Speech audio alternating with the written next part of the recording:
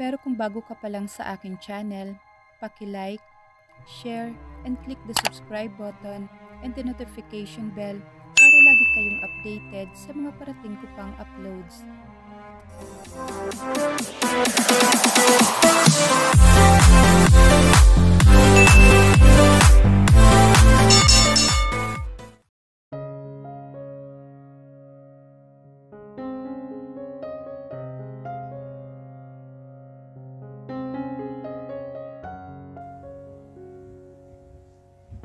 Nagising si Leren sa pakiramdam na parang may humahalik sa kanya. Nakikiliti siya sa pakiramdam na yon, kaya wala siyang nagawa kundi imulat ang mga mata. Bumungad sa kanya ang nakangiting si Alora. Kay sarap sa pakiramdam na mayroon kang anak na gumigising sa'yo. Isang anak na alam mong hindi kayo iiwan sa oras ng kagipitan. Isang pamilya na makakarami mo sa lahat ng bagay. Bigla siyang nalungkot nang maalalang na pag-usapan nila ng magulang. Napabuntong hininga siya bago kinausap ang anak. Magandang umaga, baby. Mami, gising na po. Bakit ang aga naman gumising ng baby ko? Mami, let's go downstairs. We have a visitor. Sabi nito at pilit siyang hinila patayo. Teka lang anak, magbibihis muna si Mommy. May bisita sila, tapos nakapantulog lang siya. Nakakahiya naman sa bisita. Anak, maghihilamos muna si Mommy, okay? Okay na po yan, Mommy. You still pretty pa rin naman po kahit walang hilamos. Napanguso siya sa sinabi ng anak. Sino ba tong bisita natin? Tinanong niyo bang yung pangalan? Yes, and we know him. He's the guy from yesterday. Yesterday? You mean Will? Kunot ang noong tanong niya. Yes, Mommy, and he wants to talk to you. Wala na siyang nagawa, kundi ang magpahila sa anak. Masyado itong mapilit kaya nagpaubaya na lang siya. Nakasulubong pa nila si Adrian na paakyat sa hagdanan. Hi, Mommy, good morning. Lumapit ito sa kanila at humalik sa pisngi niya. Mommy, our visitor is waiting for you. Nasa garden na po siya. Hindi daw po siya aalis hanggat di kayo nag-uusap. After that, umalis na ito at isinama pa si Alora. Maglalaro daw muna sila. Talagang iniwan na siya ni Alora after dragging her. Iiwan lang siya? Talagang batang yon? Pero nakapagtataka, bakit gusto siyang makausap ni Will? Anong kailangan nito sa kanya? Bakit ito nandito? Sino ba kasi si Will? Kagaya ng sinabi ni Adrian, nagpunta siya sa garden kung saan naroon daw ang bisita. Nakita naman niya ang bisitang sinasabi ng anak niya. Nakatayo ito patalikod sa kanya.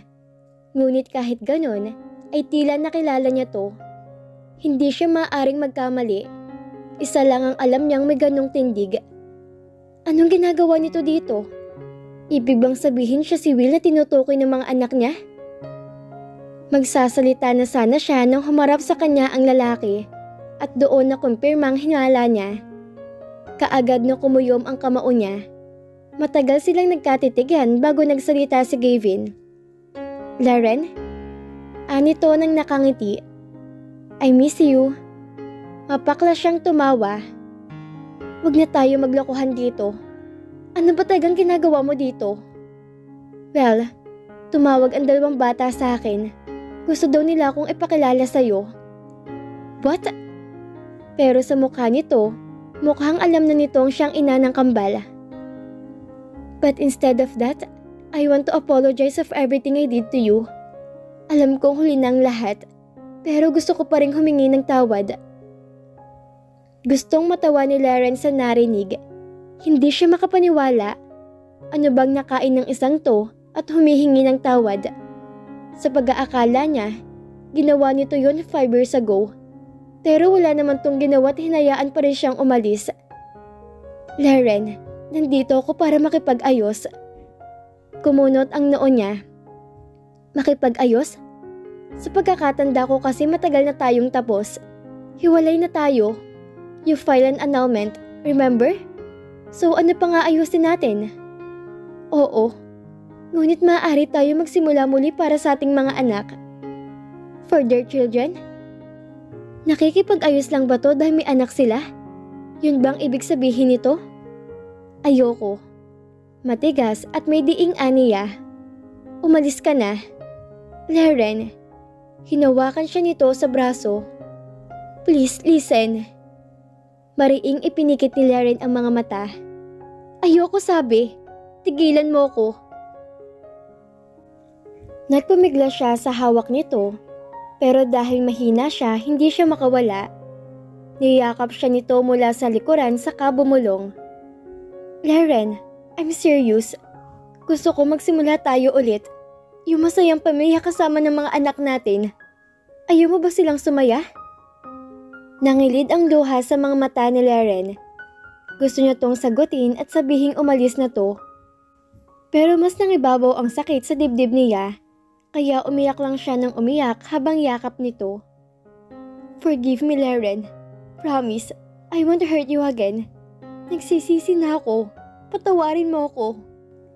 Naramdaman niyang tumulo ang luha nito dahil magkadikit lang ang mga pisngi nila. Pero hindi siya madadala sa mga luha nito.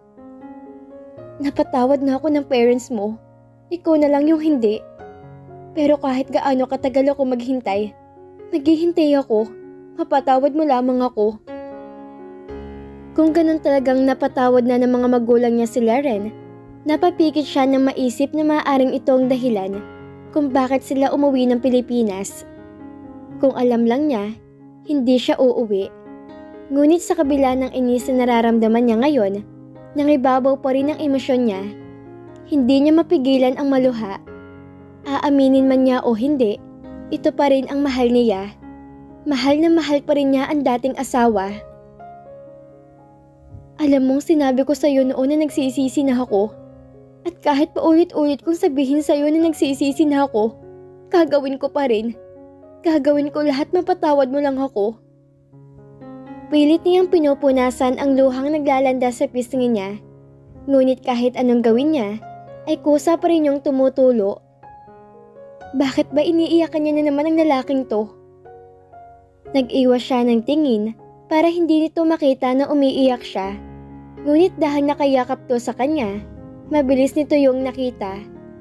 Mula sa likuran, hinawakan nito ang pisngi niya at mahigpit na niyakap mula sa likuran. Napayuko siya. Please stay away. Laren, bulong nito. Hindi mo ko kailangang patawarin ngayon. Gusto ko lang kayong makasama ng mga anak natin. Hindi na kita sasaktan. Pangako. Ang galing lang. Noon ayaw na ayaw nito sa anak niya. Ngayon may lakas na to ng loob na tawaging anak ang anak nila. Tinulak niya to palayo sa kanya bago muling hinarap. You're confusing me? Talagang naguguluhan siya. Ano ba talagang kailangan mo sa akin? Kung gusto mo makasamang kambal, fine, payag na ako. Pero hanggang doon lang yung kaya kong ibigay. I understand, pero hindi ako titigil. Hindi ako titigil hanggat di mo ako napapatawad. Because I want us to be together again. What? Ano bang sinasabi nito? You have Celine, remember? Hiwalay na kami matagal na.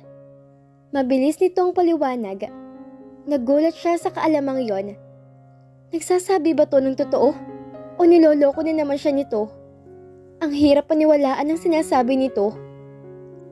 Si Celine ang pinag-uusapan nila dito.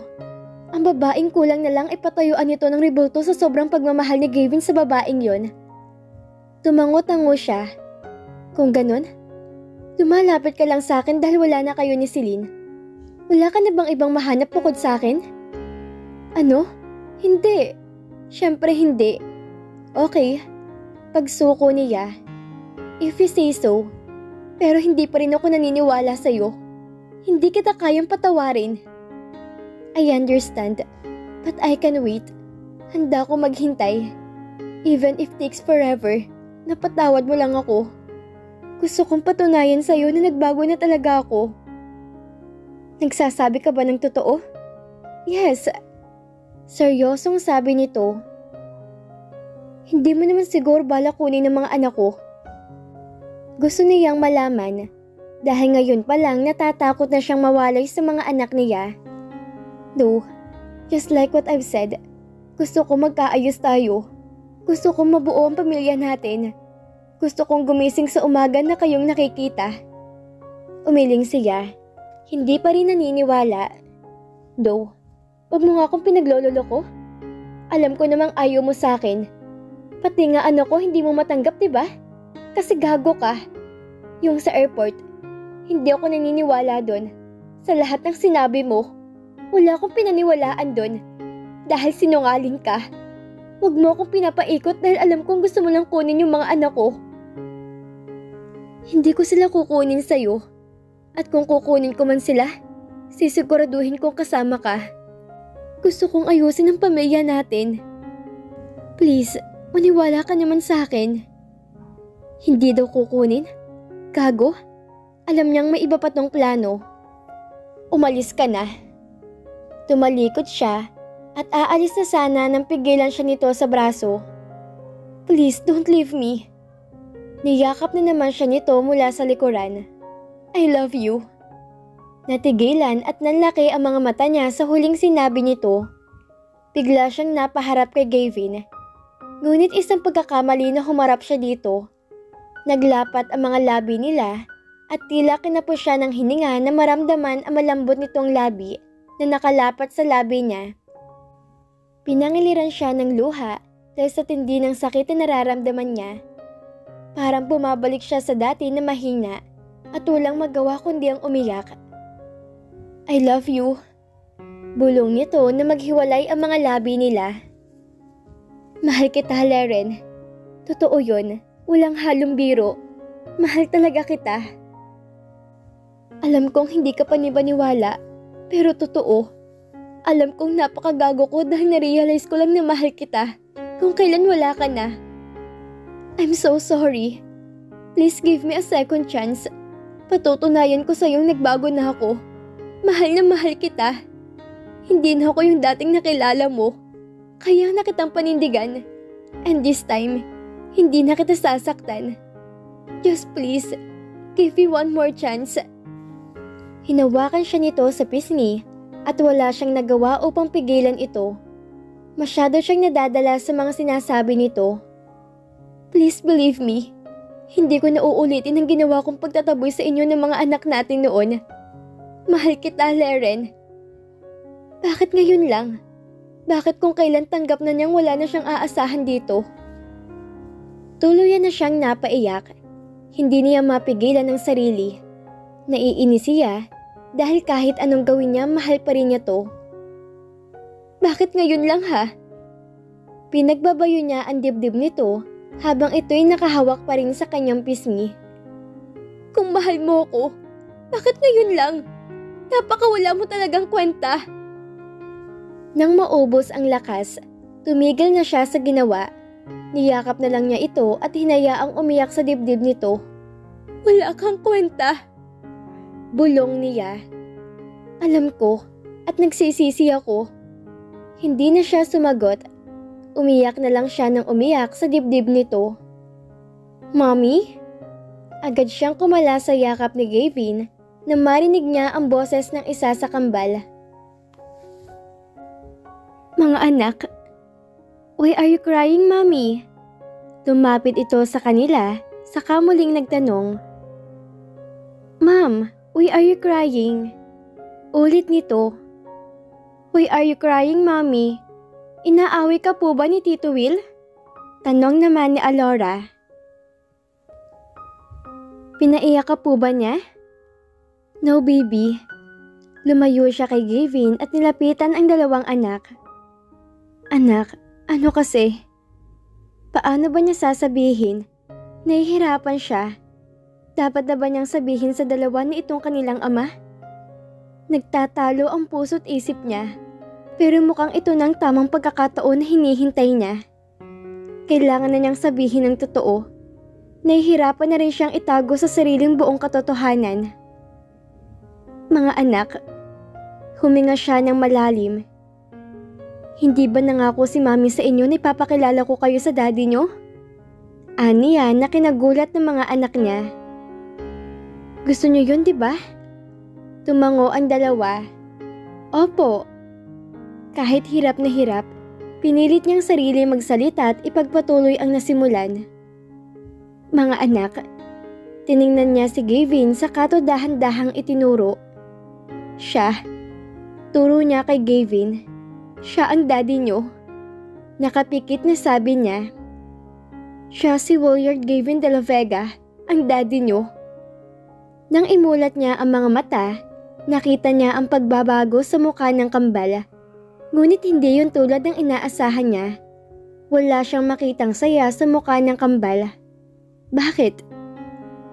Nagtatakang tiningnan niya ang kambal. Ang buong akala niya'y matutuwa ang mga ito. Ngunit kabaliktaran ang nangyari. Akala niya kapag sinabi niyang totoo, magiging masaya ng mga anak niya. Bakit ganyan ang reaksyon niyo?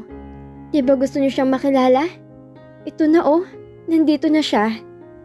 Pilit ang ngiting sabi niya. Naluluha, nagtatakat nangangamba sa emosyong nakikita niya sa anak. Nasasaktan siya sa nakikita. Ikaw ang daddy namin? Ibig sabihin ikaw na nakit kay Mommy? Sabi ni Adrian kay Gavin. What the? Paano nila nalaman ng bagay na yon? Ikaw ang dahilan ng pag-iyak niya. Hindi mo kami mahal. Sigaw ni Alora kasabay ng pagpatak ng luha nito. Anak, agad niya tong inalo. Tahana, kanino niyo ba narinig yan? Ayaw na ayaw niyang nakikitang umiiyak o nasasaktan ng anak niya. Kahit siya na lang, wag lang ang mga ito.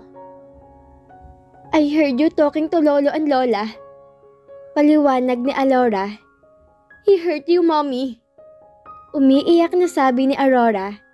Maging si Adrian ay umiiyak na. Excited pa naman kaming makita ka. Sabi ni Lola kaya kami umuwi dito dahil gusto mo kaming makita at makasama. Malungkot na sabi ni Alora. Gusto ko na lang umuwi. Ayoko na dito. Sinaktan mo si Mommy. Ayaw niya sa amin. Hindi mo kami mahal. Akala namin mabait ka? Hindi pala. Ayoko na sa'yo. Umiyak nang umiyak si Alora. Ganon din si Adrian. Bakit ba nangyayari to? Hindi niya akalain na ganito kasakit ang kalalabasan ng pagtatapat niya. Gusto niyang ipaliwanag sa anak na okay lang siya. Natapos na yon. Pero hindi niya magawang magsalita. Wala siyang ibang nagawa kundi ang yakapin ng dalawa habang tahimik na umiiyak. Mahabang katahimikan ang namayani sa kanila nang basagin yun ni Gavin at magpaliwanag. Totoo ang narinig niyo at hindi ko yun itatanggi. Simula nito, baka sa seryoso nitong mukha na handa nitong patunayan ang sarili. Handa kong tanggapin lahat ng galit niyo sa akin dahil alam ko malaking kasalanan ko sa inyo, lalo na sa mami niyo. Lumuhod ito sa harap ng dalawa. I'm so sorry mga anak. Sana mapatawad niyo si Daddy. Mahal ko kayo. I'm really sorry for everything that has happened. Pangako, hindi ko na kayo iiwan. Magkakasama na tayo palagi. Pasensya na rin kayo dahil nagsinungaling ako sa inyo. Hindi ko agad sinabi sa inyo na ako yung daddy nyo. I'm so sorry. Pagkasabi niyon, iniyakap ni Gavin ng kambal. Lumuluhat bakas ang sakit sa mga mata. Totoo po bang mahal nyo kami? Hindi nyo na po ba talaga kami iiwan? Please daddy, don't leave us again. Sabi ni Alora. Napakalambot talaga ng puso nito. Kahit na may galito sa daddy nila, nagawa pa rin itong tanggapin agad si Gavin. Sana kaya niya rin yun. Ang kaso hindi. Hindi niya pa kayang isugal muli ang puso niya. Natatakot na siyang mahalin ulit si Gavin. I won't leave you again. Sabi ni Gavin sa mga bata. Hinding-hindi na aalis si Daddy. Makakasama niyo na ako araw-araw. Pangako. Nag-iwas siya ng tingin dahil hindi niya kayang makita ang mag-ama sa ganoong sitwasyon. Magkakayakap habang pare-parehong umiiyak. Hindi niya akalain na mangyayari to. Dati pangarap niya lang na makitang buo ang pamilya nila at ngayong nasa harap na niya si Gavin, hindi pa rin siya makapaniwala. Pero sa kabila ng mga nangyari, hindi niya pa rin to kayang patawarin at tanggapin. Hahayaan niya magkasama-sama ang tatlo, pero hanggang doon lang ang may bibigay niya. Sobra-sobrang saya ang nararamdaman ni Gavin ng araw na yon. Hindi niya akalaing makikita, mayayakap at mahalikan niya ang mga anak. Kitagal niyang hinintay ang araw na to. Hindi na niya sasayangin ang pagkakataon. Kailangan na niyang simulan ang susunod na plano para mas makasama ang pamilya niya. Hindi pwedeng ganito lang sila palagi. Hindi siya makakapayag. Okay na sila ng mga bata. Si Larry na lang ang problema niya. Hindi siya nito pinapansin tuwing bumibisita siya sa bahay ng mga ito. Pero alam niyang hindi magtatagal ay magkakaayos din sila. Naniniwala siya doon. Dahil siya lang ang pwedeng magmay-ari kay Laren. Siya lang at wala ng iba. Walang Gabby o kahit na sino. Speaking of Gabby, sinabi na sa kanya ng mga magulang ni Laren na hindi talaga nanliligaw si Gabby dito. Tanggap na daw nito na hanggang kaibigan lang ang tingin ni Laren sa binata at humahanga siya dito dahil sa katapangan nito. Alam niyang napakasakit nun. Hi Miss, bati niya kay Laren ng araw na yon. Nasa kusina to at abala sa pagluluto. As usual, hindi na naman siya nito pinansin. Pero hindi pa rin siya tumigil.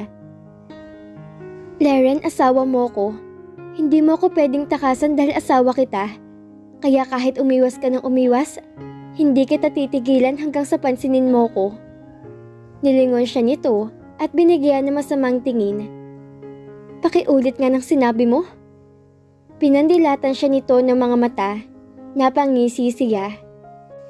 Alam niya kung bakit ito nagagalit. Alin dun, Mrs. Ang haba kasi ng sinabi ko eh. Sige lang, Laren. Magalit ka. Mawawala din yan at sisiguraduhin niyang kapag nangyari yon. Pagmamahal na lang ang matitira sa puso nito. Leche ka? Biglang sigaw nito. Hindi kita asawa. Paano ka nakakasiguro? Asawa kita sa ayaw at sa gusto mo. Gusto mo ba ng pruweba? Nanlaki ang mga mata nito. Gusto na naman niyang matawa. Kitang-kita niya ang pagpipigil nitong saktan siya. Sige lang, magalit ka pa. Hindi niya to pipigilan. Umalis ka nga sa harap ko. Kung ayaw mo ikaw yung chap-chapin ko. Inis na sigaw nito habang hawak ang isang kutsilyo. You can't do that, mahal ko. Natigilan ito pero agad ding nakabawi. Huwag ka ngang assuming. Nagkakamali ka. Alam kong mahal mo pa rin ako. I don't love you anymore. Matigas na sabi nito. Umalis ka na nga. Really? Kunyaring nag-isip siya. Anyway, okay lang naman kahit itanggi mo. Akin ka pa rin naman dahil asawa kita. Sorry, Laren, pero wala akong balak na pakawalan ka. Nakangiting sabi niya. Tiningnan niya lang kung hindi niya to makukuha sa ngiti niya. I can't believe you're saying that. This is not you. You changed. Tila hindi to makapaniwala. Siyempre nagbago ako. Nagbago ko dahil sa'yo at sa mga anak natin. I love you. Stop it. Stop saying I love you, nakakainis ka. I love you, I love you, I love you. Asar niya pa dito. Tinakpan nito ang parehong tenga at padabog na lumabas ng kusina. Sinundan niya to at hindi hinayaang mawala sa paningin niya. Masama bang sabihan ko ng I love you ang asawa ko? Sinamaan siya nito ng tingin. Kung nakamamatay ang tingin, baka kanina pa siya nakabulagta sa sahig. Sinabi ng hindi kita asawa. Yun ang akala mo. Nakangising aniya. May inilabas siyang papel mula sa envelope na mukhang hindi napansin ni Laren na hawak niya kanina pa. Inabot niya yon kay Laren. Nanlaki ang mga mata nito. What's this? Naalala mo? May pinapirmahan sa'yo yung daddy mo before? Aniya? Yes. Naguguluhang sagot nito. Well, dahil busy ka sa trabaho mo noon, hindi mo napansin na marriage contract ang napirmahan mo. Namilog ang mga mata nito sa gulat. Ano? Sinungaling ka. Hindi ako naniniwala sa'yo. Ngumiti siya. Akala mo ba? Ganun mo na lang kumaalis sa buhay mo? Hindi, Laren. Hindi ko hayaang makuha ka ng iba.